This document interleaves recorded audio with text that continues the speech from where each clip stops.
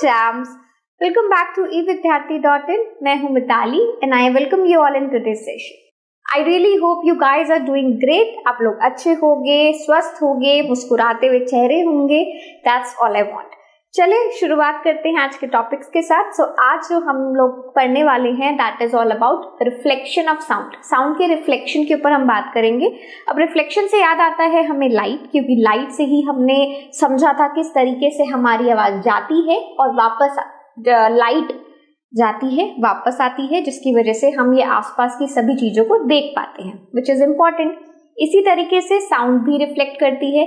जिस तरीके से अगर आपके हाथ में एक बॉल है सपोज और आप दीवार पर सामने मारते हैं और वो वापस आपके पास आती है, उसको क्या कहते हैं? Bouncing back. यानी कि आपने थ्रो किया, बाउंस करके पीछे आई, बिल्कुल उसी डायरेक्शन में, बिल्कुल सेम वे में साउंड भी दीवार पर रिफ्लेक्ट होती है. आप कुछ भी बोलो इस वक्त, ठीक है, और एक वॉल की तरफ फेस कर लो. मेरी आवाज तो आपको सुनाई दे रही होगी, बट अभी 2 मिनट के लिए एक वॉल की तरफ फेस करो, कुछ भी बोलो, अपना नाम बुलाओ, कुछ भी बोल सकते हो और वहां से आपको साउंड रिफ्लेक्ट होकर वापस आती है, यानी कि किसी ना किसी को सुनाई दे रही है. ठीक है, so it's example of reflection of sound. In fact आपको सुनाई दे रही है, किसी और को तो छोड़ दो, आपको भी आपकी आवाज सुनाई देती है ना, तो वो भी किसकी वजह से है? रिफ्लेक्शन ऑफ साउंड की वजह से. ठीक है, तो ऐसे बहुत अच्छे से और भी फिनोमेना को पढ़ेंगे, जैसे कि आवाज गूंजना या फिर आवाज का रिपीटिशन होना. जैसे कभी जाते हो, कभी पहाड़ों में जाते हो, अगर कभी गए हो किसी ऐसे एरिया में जो कि बहुत बड़ा है, ठीक है, खाली है, तो वहां पर क्या होता है ना कि अगर मैंने बोला हे हे हे हे हे ऐसे करके आवाज आएगी, हेलो हेलो हेलो ऐसे करके आवाज वापस आती है, धीरे धीरे आती है, सेम वर्ड रिपीट होते हैं, तो उसको हम एको कहते हैं. ठीक है, तो ये सब चीजें समझेंगे. So let's begin with the session now. चलिए शुरुआत करते हैं हमारे सबसे पहले टॉपिक के साथ, which is reflection of sound. क्या है reflection of sound? Reflection of sound is nothing else but the bouncing back of the waves. So like light, sound also bounce back when it falls on a hard surface, and that phenomenon is basically known as the reflection of sound. अब देखो, इस definition को छोड़ो, simple सी बात करते हैं. जैसे आमतौर पर बात की जाती है, जब भी कोई भी हार्ड सरफेस होता है, फॉर एग्जाम्पल हम लाइट को पढ़ते हैं, तो लाइट में भी हम लोगों ने क्या सीखा है कि अगर आपके सामने एक मिरर है, ठीक है, पॉलिश्ड सरफेस है, हार्ड सरफेस है, तो वहां पर जब भी कोई लाइट पड़ती है, फॉर एग्जाम्पल अगर अभी आप अपने हाथ में टॉर्च ले लोगे या मिरर के सामने जाके खड़े हो जाओगे, तो आपको पता है कि वहां से लाइट रिफ्लेक्ट कर रही है, तभी आप अपने आप को देख पा रहे हो. ठीक है, और इस रूम में, जिस भी रूम में आप बैठे हो, अगर वहां पर लाइट ऑन है फॉर एग्जाम्पल, तो आप अगर डिफरेंट ऑब्जेक्ट्स को देख पा रहे हो, तो उसका रीजन क्या है कि लाइट उन ऑब्जेक्ट्स पे पड़ रही है, आप उसको देखते हैं, वहां से लाइट रिफ्लेक्ट बैक करती है और आप उनको, चलिए कोई भी ऑब्जेक्ट है, आपने लाइट जलाई, आप उसको देख पा रहे हैं. क्यों देख पा रहे हैं? बिकॉज लाइट जो वेव्स हैं, ठीक है, एनर्जी है, वो वहां पर पड़ती है और वो वापस रिफ्लेक्ट बैक करती है आपकी आंखों पे, एक इमेज क्रिएट करती है रेटिना पे और हम चीजों को देख पाते हैं. In the same way reflection of sound भी काम करती है. फॉर एग्जाम्पल जैसे यहाँ पर मैंने एक एग्जाम्पल दिया है कि हमारे पास क्या है, हमारे पास कोई एक हार्ड प्लाईवुड है, ठीक है, अब स्टॉपवॉच की साउंड मुझे सुनाई दे रही है, या फिर हम कार्डबोर्ड ट्यूब की बात करें, ठीक है, अगर इस ट्यूब इसको मैं सुन पा रही हूँ, कोई भी एक यहाँ से आवाज ट्रैवल कर रही है, कोई भी एक एग्जाम्पल ले सकते हैं कि हमने अपने टेबल पर इस तरीके से आवाज करी, ठीक है, तो ये टेबल पे आवाज करी है, तो कोई ना कोई साउंड एनर्जी सबसे पहले वहां पर इंसिडेंट हुई है और उसके बाद वो रिफ्लेक्ट बैक आई है. तो वहां पर ये जो एंगल ऑफ इंसिडेंस और एंगल ऑफ रिफ्लेक्शन है, दैट आर ऑलवेज इक्वल. जिस तरीके से हम लाइट में करते थे, बिल्कुल same phenomena reflection of sound का भी होता है. ठीक है, अब इससे बेटर क्या है, एक एग्जांपल देती हूँ आपको इस तरीके से. सपोज ये मेरी वॉल हो गई है, इस तरीके से हमने अपना वॉल बनाया है and we have this wall. ठीक है, ये मेरे पास कोई भी एक वॉल है, थोड़ा सा इसको ब्रॉड कर देते हैं. ठीक है, अब इसके आगे क्या होगा, अगर सपोज मेरी साउंड रिफ्लेक्ट हुई है, ये मेरी वॉल हो गई. अच्छा ओके, तो अब ये हमें पेन चाहिए. अब क्या हुआ, मैंने आवाज लगाई इधर की तरफ, ठीक है ना, ये मेरी आवाज आई, होगा क्या, जैसे ही वो वॉल तक आएगी, वो यहाँ से टकराएगी, टकराकर एक सिमिलर एंगल से वापस जाएगी. तो ये मेरा एंगल ऑफ इंसिडेंस हो गया, ये मेरा एंगल ऑफ रिफ्लेक्शन हो गया। और ये एंगल क्रिएट किसके साथ होता है? ये एंगल क्रिएट होता है परपेंडिकुलर यानी कि नॉर्मल के साथ, ठीक है। तो ये मेरा जो एंगल ऑफ इंसिडेंस था, यानी कि ये जो साउंड वेव हमने पहुंचाई, ये जो साउंड एनर्जी आपकी आई, लाइट और साउंड दोनों ही एनर्जी है, वो यहाँ पर टकरा के वापस बाउंस बैक हुई है, इसी को हम कहते हैं रिफ्लेक्शन ऑफ साउंड। यानी कि जितना लाइट के लॉज हैं, बिल्कुल सेम लॉज को ये फॉलो करती है। इंसिडेंट रे, रिफ्लेक्टेड रे और नॉर्मल रे तीनों सेम प्लेन पे लाई करते हैं, और आपका एंगल ऑफ इंसिडेंस और एंगल ऑफ रिफ्लेक्शन दोनों ही सेम रहते हैं। क्लियर हुआ? ये आपके लॉज ऑफ रिफ्लेक्शन हो गए, ठीक है। अब आगे बढ़ते हैं, वही लॉज को मैंने यहाँ पे लिखा हुआ है। Incident sound wave, reflected sound wave and the normal at the point of incidence lie in the same plane है, और दोनों का angle of incidence and angle of reflection are equal, ठीक है। क्लियर है? चलो आगे बढ़ते हैं। बड़ा प्यारा सा फिनोमेना है एको। चलिए स्टार्ट करते हैं एको से। एको बेसिकली है क्या? The repetition of sound caused by the reflection of sound waves is called an echo. So basically होता क्या है, एको में रिपीटेशन आपको दिखाई देते हैं। जैसे कि मैंने थोड़ी देर पहले आपको एग्जांपल दिया कि suppose if I am saying my name, मैं कहीं भी पहाड़ियों में हूँ, माउंटेन्स में बेसिकली घूमने जाते हो, तो वहां पर आप क्या करते हो? देखा है ना, ऐसे प्रोसेस होता है कि देखो हम यहाँ पर कहीं खड़े हैं, ऐसा इमेजिन करके देखो कि मैं यहाँ पर खड़ी हूँ। अब मैं अगर ऐसे पीछे मुंह करके आवाज मारूंगी, हे हे हे हे, ऐसे इस तरीके से आवाज आपकी धीरे होगी, मिताली मिताली मिताली। समझ आता है? इस तरीके से आपको सुनाई देता है। बहुत बार हम लोगों ने कहीं ना कहीं पे करके देखा होगा। इट्स नॉट अबाउट कि सिर्फ माउंटेन्स में हमें ऐसा सुनाई देगा, अलग अलग जगहों पर आपको ये सब चीजें का एक्सपीरियंस हो सकता है ना। सो जहाँ पर भी एक बहुत बड़ा सा एरिया है जहाँ पर आपकी आवाज रिफ्लेक्ट करके वापस आ रही है, बट थोड़ी देर में वापस आ रही है, कुछ ना कुछ समय लग रहा है ना, मल्टीपल रिफ्लेक्शंस हो रहे हैं, इसको हम एको कहते हैं, ठीक है। अब ये कितनी देरी में आती है वो कैसे जानेंगे, अभी समझाती हूँ। तो ये हो गया हमारा एको। सबसे पहले we can hear echo when there is a time gap of 0.1 second. जो मैं अभी आपको समझाने की कोशिश कर रही थी कि सपोज आप पहाड़ों में हो, आप वैलीज में हो, एक बहुत बड़ी सी वॉल है, आप उसके सामने अगर कुछ बोल रहे हो तो वो जो आपकी आवाज लौट कर आपके पास आती है कुछ थोड़ी देर में, धीमी गति में या फिर धीरे आपको सुनाई देती है। कि अगर मैंने अपना नाम पुकारा, मिताली मिताली मिताली, ये जो मुझे फिर से सुनाई दिया ना सेकंड साउंड और थर्ड साउंड, वो थोड़ा धीरे थी है ना, बट बिल्कुल क्लियर था।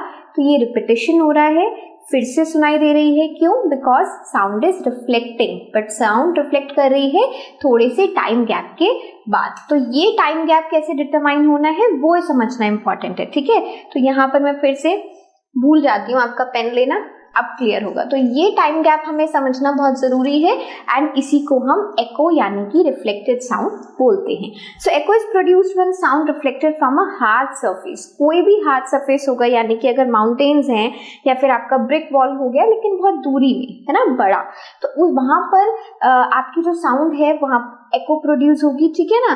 As soft surface tends to absorb sound, क्योंकि कई बार क्या होता है कि अगर आप सॉफ्ट सरफेस में हो तो वहां पर वो जो ऑब्जेक्ट्स हैं, फॉर एग्जांपल अगर एक रूम में हूँ, ठीक है, और उस रूम में बहुत सारे छोटे छोटे टेबल है, चेयर है, सोफा है, टीवी है, अगर वहां पर मैं देखूंगी तो ये सारे क्या कर रहे हैं, मेरी साउंड को एब्जॉर्ब कर रहे हैं।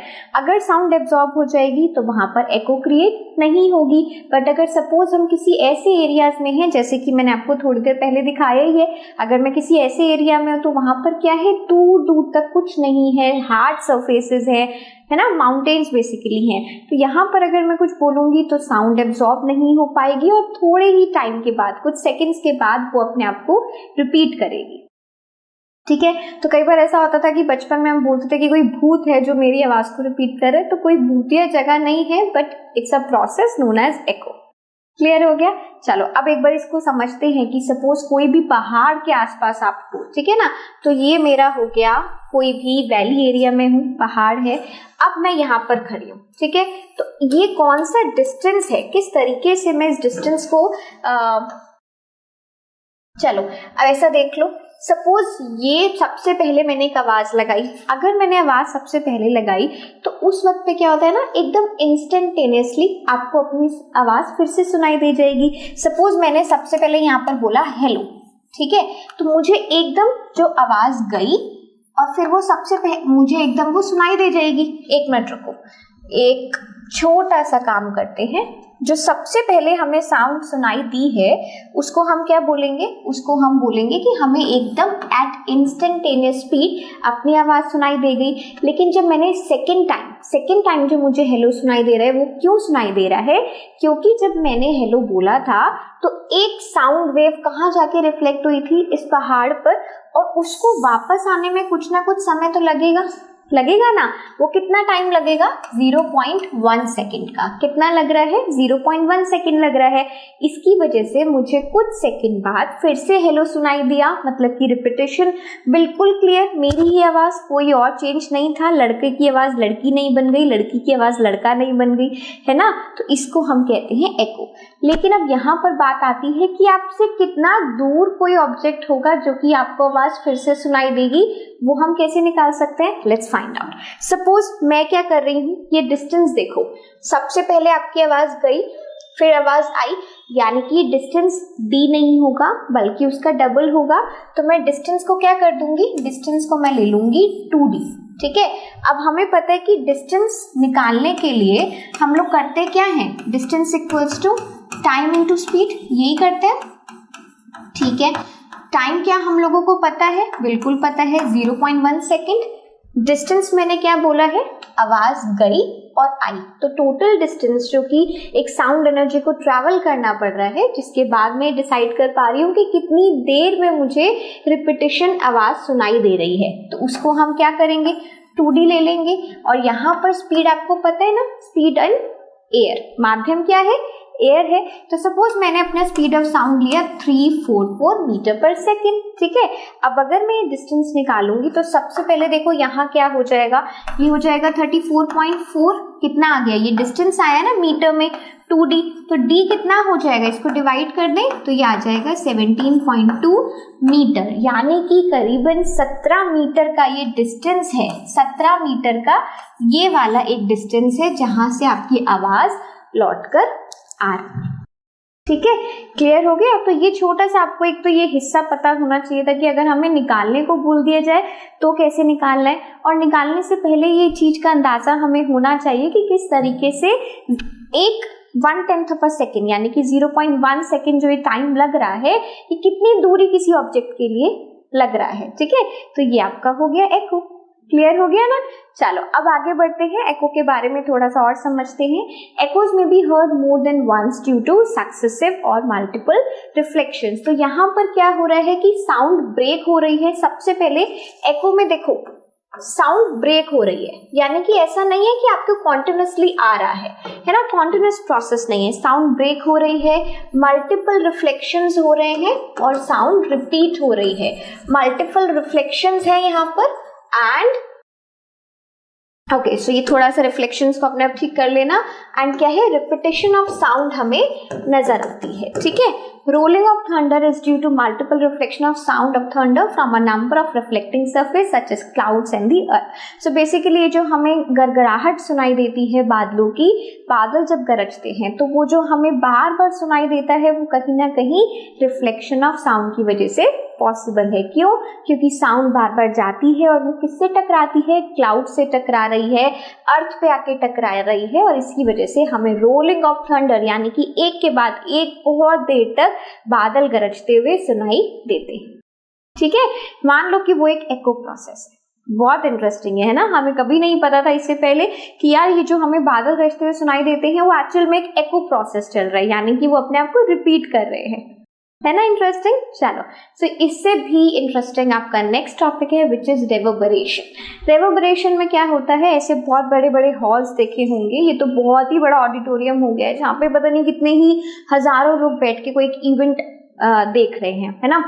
अगर मैं इसको पूरा खाली कर दूंगी ना और आपको बोलूं जरा जाकर एक बार स्टेज पर होकर आओ और एक बार तो जोर से अपनी आवाज लगाओ या फिर कुछ भी बोलो, तो आपको आवाज गूंजने लगेगी। उसी गूंजने को हम रेवर्बरेशन कहते हैं, ठीक है। यानी कि परसिस्टेंस ऑफ साउंड, वहां पर साउंड क्या करती है, परसिस्ट करती है, ठहरती है, ठीक है। So persistence of sound in a big hall, वहां एकदम टकरा के वापस नहीं आ रही है, परसिस्ट कर रही है थोड़ा सा, ठीक है ना, रुक रही है, due to repeated reflection of sound from the wall, ceiling and floor of the hall. चाहे वो फ्लोर से हो, चाहे वो वॉल से हो, चाहे वो छत से हो, बट वहां पर साउंड आपकी परसिस्ट कर रही है, यानी कि ठहर रही है। उसको हम क्या बोलेंगे, परसिस्टेंस, उसको हम क्या बोलेंगे, रेवर्बरेशन, ठीक है। चलो अब इसके बाद क्या होता है, चलो आगे और समझते हैं। Reverberation is too long, sound becomes blurred, distorted and confusing due to overlapping of different sound. So ये वर्ड बहुत इंपॉर्टेंट है कि रेवर्बरेशन में होता क्या है, साउंड मल्टीपल रिफ्लेक्शन के होने की वजह से ओवरलैप कर जाती है, एक के ऊपर एक के ऊपर एक, जिसकी वजह से आपको आवाज ब्लरी हो जाती है, यानी कि क्लियर नहीं सुनाई देती। इसका बहुत अच्छा एग्जांपल दूं, किसी भी रूम में चले जाओ, जबकि अभी वहां पर रूम में कोई भी सामान नहीं रखा है। फॉर एग्जांपल जो कि मैंने स्टार्टिंग में आपको दिया कि अगर आप किसी भी एक नए घर में घुसते हो, जैसे कि घर का इनॉग्रेशन होना है या कोई भी एक नए हॉल में आप घुसते हो, कोई सामान वहां पर नहीं रखा है, तो वहां पर जरा आवाज, कुछ भी एक आवाज लगाओ, तो वहां पे क्या होगा, आवाज गूंजने लगेगी, जिसके कारण आप लोग क्या करते हो, फैंस चलाते हो, वहां पर धीरे धीरे धीरे सामान रखना शुरू करते हो, तो उससे क्या होता है, आपकी आवाज आपको क्लियरली सुनाई देने लगती है ना। कई बार हम अगर खाली हॉल में फोन पे बात करते हैं तो हमें समझ आ रहा होता है कि हमारी आवाज गूंज रही है, कुछ बार बार आ रही है ना। फोन पे भी कई बार ऐसा हो जाता है कि आवाज रिपीट हो रही है, तो वो कहीं ना कहीं उसी गूंजने को हम रेवर्बरेशन कहते हैं, और आवाज ओवरलैप कर रही है, एक के ऊपर एक आ रही है। इसके लिए क्या करते हैं, इसके लिए रूम्स कुछ इस तरीके से बनाए जाते हैं कि बहुत सारे पर्दे लगाओ, ऑब्जेक्ट्स रखो, यानी कि टेबल, चेयर और टीवी हो गया है, या फिर फ्रिज हो गया है, या फिर लैंप्स हो गए हैं, कर्टेन्स लगा दो, कारपेट्स बिछा दो। उससे क्या होगा, ये जितने भी ऑब्जेक्ट्स आपको इस रूम में दिख रहे हैं वो साउंड को क्या कर लेंगे, एब्जॉर्ब कर लेंगे। यानी कि अगर मैं इन सब की बात करती हूँ तो ये क्या करेंगे, ये आपकी साउंड एनर्जी को एब्जॉर्प्शन, ठीक है। तो यहाँ पर आपकी साउंड एनर्जी एब्जॉर्ब हो जाएगी। अगर वो एब्जॉर्ब हो जाएगी तो आपको क्लियरली आवाज सुनाई देगी। क्लियर हो गया। तो ये हमारा प्रोसेस होता है रेवर्बरेशन का। रेवर्बरेशन से कैसे बचा जा सकता है, यानी कि इसको कैसे अवॉइड करा जा सकता है, रिड्यूस करा जा सकता है, वो भी जानना बहुत जरूरी है। सो एक तो मैंने आपको बताया कि जितने भी पैनल्स मेड ऑफ फेल्ट और कंप्रेस्ड फाइबर बोर्ड, हाँ, जितना भी हम कई बार क्या करते हैं ना कि जैसे कोई भी रूम आपने एक नया कंस्ट्रक्ट करवाया है तो उसकी सीलिंग पे इस तरीके के साउंड एब्जॉर्प्शन कार्पेट्स लगाए जाते हैं, कर्टेन्स लगाए जाते हैं। आप लोग को पता है, जब हम लोग जैसे जिस तरीके से मैं आपको आज पढ़ा रही हूँ, तो ये एक स्टूडियो रूम है जहाँ पर हमारे पास स्क्रीन है, कैमरा है, तभी आप मुझे देख पा रहे हो। बट इस रूम में जो आपको नहीं दिख रहा है वो है कि हमारे चारों तरफ कर्टेन्स ही होते हैं, और साथ ही साथ कुछ इस तरीके के हमने कार्पेट्स बिछाए होते हैं, या फिर इस तरीके के पूरे वॉल पे होता है ना फोम टाइप कुछ भी है ना, वो पूरे फोम वाली वॉल्स होती हैं। उसका रीजन क्या है कि जब मैं आपको कुछ बोलूं तो मेरी आवाज गूंजनी नहीं चाहिए, ओवरलैप नहीं होनी चाहिए, है ना, तब तक ही मैं आपको पूरा क्लियरली सुनाई दे सकती हूँ। तो ये सब चीजों का हमें बहुत ध्यान रखना होता है कि हम अपनी सीलिंग पर या फिर वॉल्स पे फाइबर बोर्ड का इस्तेमाल करें, ठीक है। इस तरीके से कर्टेन्स लगाएं डोर्स पर, विंडोज पर, कार्पेट्स बिछाएं फ्लोर पर। Seats are made of a material having sound absorption properties. जो चेयर्स हम यूज करते हैं वो इस तरीके से हो गद्देदार, साउंड एब्जॉर्बिंग प्रॉपर्टीज हो, है ना। सो फोम एक ऐसा मटेरियल है जो कि आपको हेल्प करता है साउंड को एब्जॉर्ब करने में, ठीक है। गद्दियां होती हैं, सोफा देखा है, गद्दे होते हैं, मेट्रेस वगैरह, वो सब हेल्प करते हैं साउंड को एब्जॉर्ब करने में, ठीक है। तभी आप जब नए नए घर में जाते हो और अपने सोफा, चेयर, बेड वगैरह रखते हो, देखोगे धीरे धीरे साउंड गूंजने वाली नहीं है, ठीक है। चले एप्लीकेशन भी देख लेते हैं, यानी कि रेवर्बरेशन ऑफ साउंड हम कहाँ कहाँ पे इस्तेमाल करते हैं। So megaphone, loud speakers, bulb horns और शहनाई, यानी कि जो शादियों में वो बढ़िया सा शहनाई पी पी पी पी पी पी पी पी, तो मेरी आवाज तो अच्छी नहीं आएगी, पर जो अलग अलग से बैंड बाजे और शहनाई बजाई जाती है उससे क्या होता है, वो सभी इस तरीके से डिजाइन करे जाते हैं to send sound waves in a particular direction, जैसे कि एक ही पर्टिकुलर डायरेक्शन में साउंड वेव्स जाएं, है ना, कहीं और फैलने की बजाय। तभी आपको एक तरीके से आवाज सुनाई देगी, प्रॉपर सुनाई देगी और तेजी से सुनाई देगी। अच्छा, लाउड स्पीकर्स कहाँ देखे? लाउड स्पीकर्स देखे हैं ना कि बहुत दूर दूर लाउड स्पीकर्स लगाए जाते हैं, मंदिरों की छतों पे या फिर रेलवे स्टेशन सबसे अच्छा एग्जाम्पल है, बस स्टैंड हो गए सबसे अच्छा एग्जाम्पल है। आपने देखा है प्लेटफॉर्म्स पे हर 1 मिनट में अनाउंसमेंट चलती रहती है कि ये गाड़ी इस प्लेटफॉर्म पर आने वाली है, इतना समय है, कुछ भी है ना, तो वो सारे लाउड स्पीकर्स होते हैं। तो लाउड स्पीकर्स की अपनी एक शेप होती है। क्यों होती है? सो दैट कि जो भी साउंड जहां से भी बोली जा रही है वो एक पर्टिकुलर डायरेक्शन में आपके पैसेंजर्स को सुनाई दे। ठीक है, चलो, all these instruments have funnel tube. इनका बेसिकली जो ट्यूब होता है थोड़ा सा फनल शेप्ड होता है, आपने पहले भी देखा है। इस तरीके से आपके लाउड स्पीकर्स होते हैं, है ना।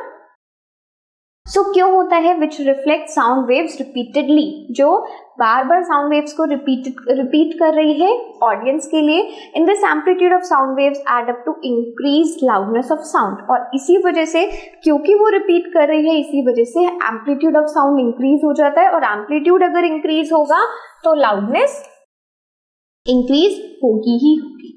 ठीक है, रीजन समझ आया? चलिए नेक्स्ट देखते हैं स्टेथोस्कोप। स्टेथोस्कोप में क्या होता है?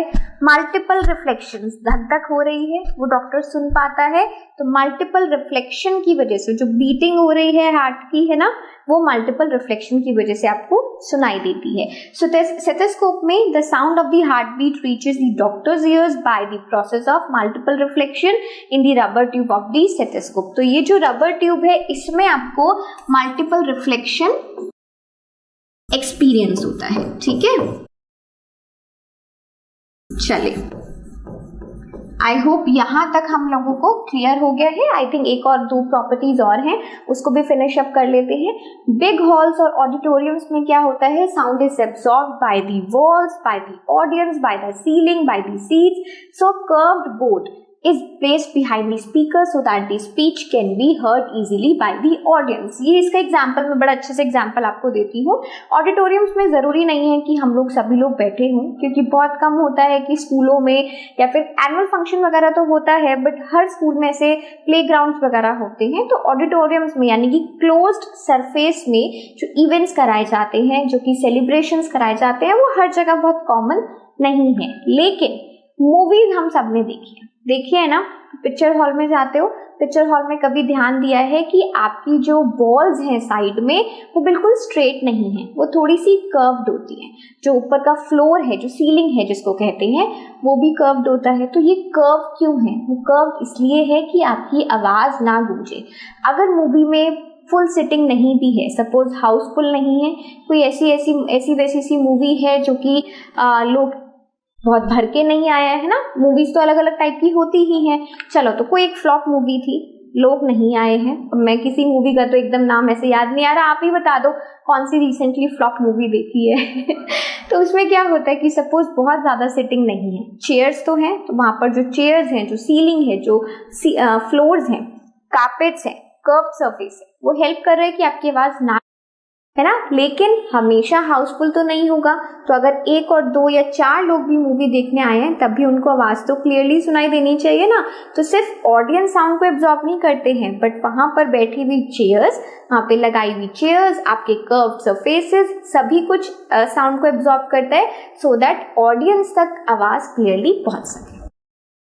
ठीक है, ये एक बहुत अच्छा एग्जाम्पल है, इसी को मैंने यहाँ पर समझाया हुआ है। इस तरीके से कर्व्ड सरफेसेस होते हैं, और यही पॉइंट मैंने आपको समझाया है कि ceiling of the concert halls are made curved so that sound after reflection get absorb, है ना, from the ceiling reaches all parts of the hall.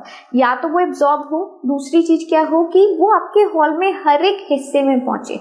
ऐसा नहीं है कि जो कि, अच्छा, मूवीज में आप लोगों ने देखा होगा कि बिल्कुल ऊपर तक सीट्स होती हैं। सीट्स जहां तक बिल्कुल जो लास्ट सीट होती है ऊपर होती है, उसके पीछे एक छोटा सा विंडो होता है जहां से रोशनी आ रही है और आप सामने मूवी को देख पा रहे हो, स्क्रीन पर होता है। तो ऐसा तो नहीं है कि आवाज सिर्फ वहीं आती है। जो नीचे बैठे हैं, जिनको भाई लास्ट मोमेंट पे टिकट्स ली हैं, भर जाता है हॉल पूरा, है ना। जैसे बाहुबली देखने गए हो या RRR देखने गए हो, तो वहां पर ये होता था कि लोग नीचे भी बैठने को देखने को तैयार है ना, जो बिल्कुल लोअर वाली सीट्स होती हैं। तो ऐसा तो नहीं है कि उनको आवाज नहीं आएगी। आवाज नहीं आएगी तो पैसा नहीं देंगे ना भाई, तो आवाज तो आती है बहुत। जो ऊपर वाले को आ रही है वो नहीं आएगी, मानेंगे, लेकिन हॉल को इस तरीके से बनाया गया है, इतना कर्व्ड बनाया गया है कि उसके हर एक इंसान तक, हर एक कोने तक आवाज पहुंच सके। ठीक है, चलो, और गूंजे ना। क्लियर हो गया? बस समझ लिया हमने रिवर्बरेशन और एको।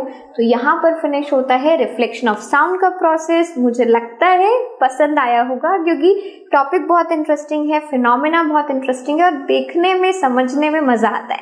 तो अगली बार आप में से कोई भी अगर एक खाली हॉल में जाएगा, एक मूवी हॉल में जाएगा, तो इस बात को याद जरूर करना कि किस तरीके से यहाँ पर आवाज नहीं गूंज रही है, रिवर्बरेशन नहीं हो रहा है। ठीक है, तो इसके लिए क्या क्या किया गया है वो सब आपके दिमाग में अब है। क्लियर हो गया? चलो, सो अब हम लोग मिलते हैं नेक्स्ट टॉपिक के साथ बहुत ही जल्द। हमारा ये चैप्टर भी फिनिश होने वाला है ना भाई? तो आगे बढ़ेंगे फिर अपने बाकी चैप्टर्स के साथ। सो तब तक के लिए keep smiling everyone and bye bye.